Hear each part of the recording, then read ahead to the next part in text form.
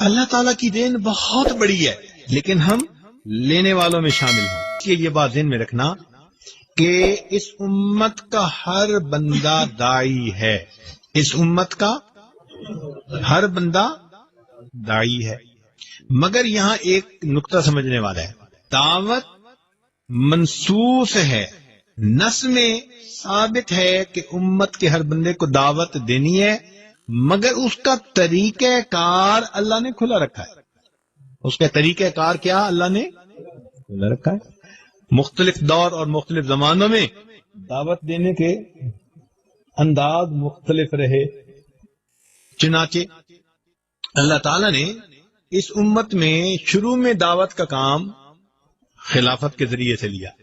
خلفائے راشدین اللہ کے دین کو لے کر نکلے اور انہوں نے پوری دنیا کو دعوت دی، اسلم تسلم، یہ بھی دعوت کا ایک انداز تھا۔ تو امت کے ابتدائی حصے میں یہ دعوت کیسے چلی؟ خلافت کے ذریعے سے۔ پھر اس کے بعد ایک وقت آیا، دنیا میں آئے تو اللہ نے مدارس کی لائن سے دین کی دعوت کا کام، چنانچہ ایک محدث کے پاس 40,000 تک طلباء حدیث کی سماعت کے لیے آیا کرتے تھے۔ یہ دعوت تھی اللہ کی، جیسے درس قرآن سے دعوت دی جاتی ہے، درس حدیث سے دعوت دی جاتی ہے، اس وقت امت کے علماء دعوت دیتے تھے سب کو۔ یہ دعوت کا کام اس طرح آگے بڑھا اور اللہ نے اپنے دین کو پھیلایا۔ پھر ایک وقت آیا جب اللہ تعالیٰ نے مشائخ صوفیاء کے ذریعے سے اس کام کو آگے بڑھایا، چنانچہ شیخ عبد القادر جیلانی رحمۃ اللہ علیہ درس دیتے تھے، ہزاروں لوگ ان کے درس میں شریک ہوتے تھے۔ خواجہ معین چشتی اجمیری رحمۃ اللہ علیہ نے ایک سفر کیا اور 7 لاکھ کافر مسلمان ہوئے، 70 لاکھ مسلمانوں نے بیعت توبہ کی، ان کے 70 لاکھ مسلمانوں نے بیعت توبہ کی۔ یہ بھی دعوت کا کام کرنے والے لوگ تھے۔ آج کے اس دور میں عمومی دعوت، یہ دعوت و تبلیغ کے نام سے کام شروع ہے۔ حضرت مولانا الیاس رحمت اللہ علیہ کو اللہ رب العزت نے کام کی ایک ترتیب سجھا دی آج کے زمانے کے طور پر، چنانچہ سے روزہ اور چلہ اور 3 چلے اور 9 مہینے 7 مہینے سال، یہ ایک ترتیب اللہ نے ان پر کھول دی جس میں اللہ نے برکت ڈال دی۔ چنانچہ آج عمومی دعوت کا کام اس طرح سے ہو رہا ہے امت کے اندر، لیکن دعوت کو اس میں محصور نہیں کر دینا چاہیے۔ بات سمجھ رہے ہیں؟ مثال کے طور پر ایک صاحب مجھے کہنے لگے، جی آپ کے شیخ بھی کبھی اللہ کے راستے میں نکلے ہیں؟ میں نے کہا بھائی وہ تو ہر وقت سفر کرتے رہتے ہیں، ان کا تو گھر کا قیام تھوڑا اور باہر کا سفر زیادہ۔ نہیں میں پوچھ رہا ہوں اللہ کے راستے میں کبھی نکلے ہیں؟ میں نے پوچھا اللہ کے راستے سے کیا مراد لے رہے ہو؟ کہنے لگا یہ جو جماعت کی ترتیب ہے۔ کیا آپ یا آپ کے بچے قرآن سیکھنا چاہتے ہیں؟ جو حضرات ابھی تک قرآن کریم نہیں سیکھ سکے یا اپنے بچوں کی قرآنی تعلیم کے لیے فکر مند ہیں تو گھر بیٹھے 30 منٹ روزانہ دے کر قرآن کریم تجوید اور ترجمے کے ساتھ سیکھ سکتے ہیں اور حفظ بھی کر سکتے ہیں۔ تو یہ غلطی ہے، کیونکہ حدیث پاک میں نبی اسلام نے ارشاد فرمایا، من خرج فی طلب العلم، جو شخص علم کی طلب میں گھر سے نکلتا ہے، فہو فی سبیل اللہ، وہ اللہ کے راستے میں ہوتا ہے۔ تو جب اللہ کے حبیب فرما رہے ہیں کہ جو طالب علم گھر سے علم طلب کرنے کے لیے نکلتا ہے وہ اللہ کے راستے میں ہوتا ہے، تو اس کو پھر جماعت کی ترتیب کے اندر محصور کر دینا یہ پھر غلطی ہے۔ یہ اکابر کی غلطی نہیں، یہ اس بندے کی غلطی ہے۔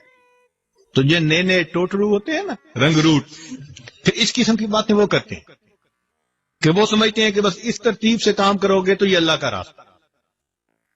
میں نے اسے ایک سوال پوچھا، میں نے کہا کہ بھئی یہ بتاؤ کہ آپ جو سمجھ رہے ہو کہ جو ترتیب حضرت مولانا الیاس رحمت اللہ علیہ کے اوپر اللہ نے کھولی یہ اللہ کا راستہ ہے، تو پھر نبی علیہ الصلوۃ والسلام سے لے کر مولانا الیاس رحمت اللہ علیہ تک کے درمیان کے حصے میں لوگ اللہ کے راستے میں نہیں نکلا کرتے تھے؟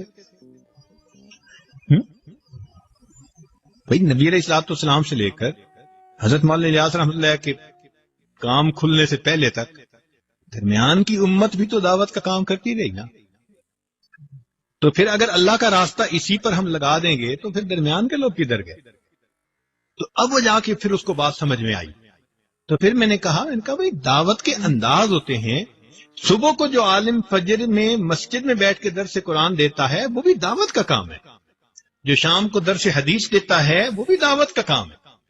جو امت کے واعظ جمعہ پڑھا رہے ہیں، بیانات کر رہے ہیں، یہ بھی دعوت کا کام ہے. جو مشائخ لوگوں کو اللہ کی طرف بلاتے ہیں یہ بھی دعوت کا کام. یہ انداز ہے مختلف، اس کو محصور نہیں کر لینا چاہیے. ہاں یہ ضرور کہنا چاہیے کہ عمومی دعوت کا کام اللہ رب العزت نے اس وقت جماعت کے ذریعے سے لیا ہے، اور ان کے لیے دعوت یعنی اس کے لیے خود بھی دعا کرنی چاہیے اور جتنا بھی ان کے تعاون ہو وہ کرنا چاہیے. یہ تو بات اپنی جگہ ٹھیک ہے. اسی لیے کہتے ہیں کہ مولانا یوسف رحمۃ اللہ علیہ حضرت مولانا احمد علی لاہوری رحمۃ اللہ علیہ سے آ کر ملے جو رئیس التبلیغ تھے. تو انہوں نے آ کے اپنے کام کے بارے میں کچھ بتایا. تو مولانا احمد علی لاہوری رحمۃ اللہ علیہ نے ایک بات بتائی، فرمایا کہ جب تمہیں اپنی بقا کے لیے دین کے دوسرے شعبے کے لوگوں کا فنا ہونا ضروری محسوس ہوگا تو یہ تمہارا گمراہی کی طرف پہلا قدم ہوگا. جب تمہیں اپنی بقا کے لیے دوسرے شعبوں میں کام کرنے والے لوگوں کا فنا ہونا ضروری، تو اس لیے یہ بھی ایک غلط فہمی ہے کہ انسان یہ سمجھے کہ بس صرف یہ ایک دین کا کام ہے. مدارس والے دین کا کام کر رہے ہیں اور یہ ترتیب نبی علیہ السلام سے چلی، اصحاب صفہ سے چلی اور آج تک چل رہی ہے. تو اس لیے طلباء کے ذہن میں یہ بات کھلی ہونی چاہیے کہ دعوت کا کام اللہ کی طرف سے منسوخ قرآن و حدیث میں بتا دیا گیا ہے، لیکن طریقہ کار اللہ نے امت کے لیے کھلا چھوڑ دیا ہے. ہاں یہ ہے کہ دعوت کا طریقہ نور نبوت سے ماخوذ ہونا چاہیے، انداز نبوت کے خلاف نہیں ہونا چاہیے. اب جیسے ایک بندہ آ جائے تو جی میں ٹی وی پہ آ کر دین کی دعوت کا کام کروں گا، تو بھائی یہ چونکہ نبی علیہ السلام کے طریقے کے خلاف ہے اس لیے اس میں نور نہیں، اس میں ظلمت ہوگی. بات سمجھ رہے ہیں؟ تو طریقہ کار ہر وہ ٹھیک ہوگا جو نور نبوت سے ماخوذ ہوگا، مگر اللہ نے اس کو کھول دیا. تو الحمدللہ اس وقت پوری دنیا کے اندر اس جماعت کے ذریعے سے اللہ تعالیٰ دین کا کام کروا رہے ہیں. ہماری دن رات کی دعائیں ہمارے ان بھائیوں کے لیے ہیں. اللہ تعالیٰ ان کی محنتوں کو قبول فرمائے اور ہمیں بھی اللہ تعالیٰ اس ترتیب پر چلنے کی توفیق عطا فرمائے. مگر جو مشائخ کام کر رہے ہیں، جو سیاست کے ایوانوں میں ہمارے علماء کام کر رہے ہیں، یہ سارا کا سارا دین کا ایک حصہ ہے. انسان کا جسم، اس میں آنکھ بھی ہوتی ہے، زبان بھی ہوتی ہے، کان بھی ہوتے ہیں، ہاتھ بھی ہوتے ہیں، پاؤں بھی ہوتے ہیں. سارا جسم ہاتھ بھی نہیں بن سکتا، سارا جسم آنکھ بھی نہیں بن سکتا، سارا جسم کان بھی نہیں بن سکتا.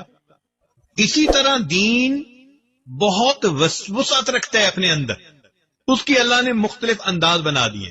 مدارس والے بھی اپنی ترتیب سے کام کر رہے ہیں، خانقاہوں میں تربیت کے لیے اپنی ترتیب سے کام کر رہے ہیں، جو ایوانوں میں ظالم کی آنکھوں میں آنکھیں ڈال کے بات کرتے ہیں وہ اپنی ترتیب سے کام کر رہے ہیں، اور یہ جماعت کے دوست اپنی ترتیب سے کام کر رہے ہیں. تو یہ سارے کے سارے دین کے کام کرنے والے لوگ ہیں.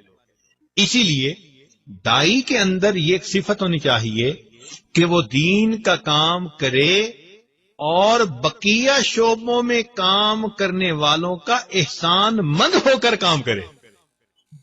بات سمجھ رہے ہیں؟ دائی کو کیا کرنا چاہیے کہ دین کا کام کرے اور جو بقیہ شعبوں میں کام کر رہے ہیں ان کا احسان مند ہو کر کام کرے. احسان مانے ہاں بھائی وہ میرے اوپر احسان کر رہے ہیں، وہ بھی دین کا کام کرے. حضرت مولانا اشرف علی تھانوی رحمت اللہ علیہ سے کسی نے پوچھا کہ حضرت علماء تو بڑا کام کرتے ہیں، تو اخلاص کے ساتھ کون کام کر رہا ہے یہ کیسے پتہ چلے گا؟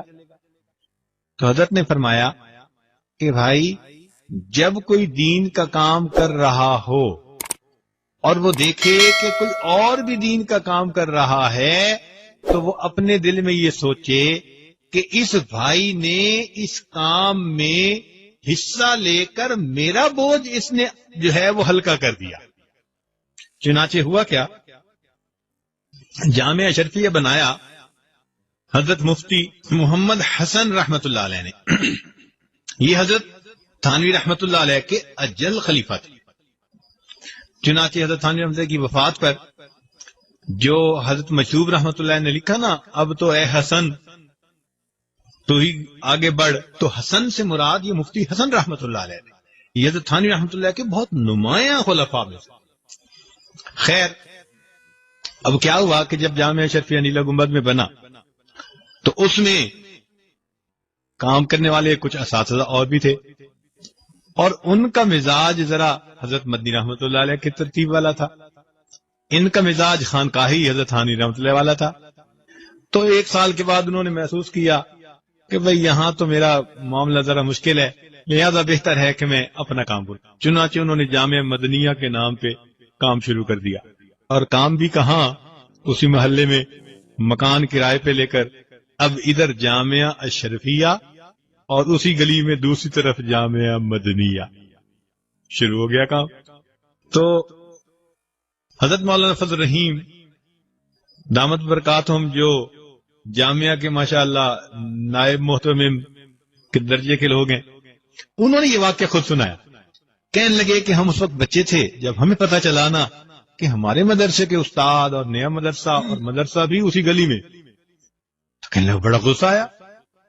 میں ابو جی کے پاس گیا اور میں نے کہا دیکھا ابو جی کیا حال ہے ان لوگوں کا، مدرسہ بھی بنانا تھا تو بھائی کہیں اور بنا لیتے، اسی محلے اسی گلی میں.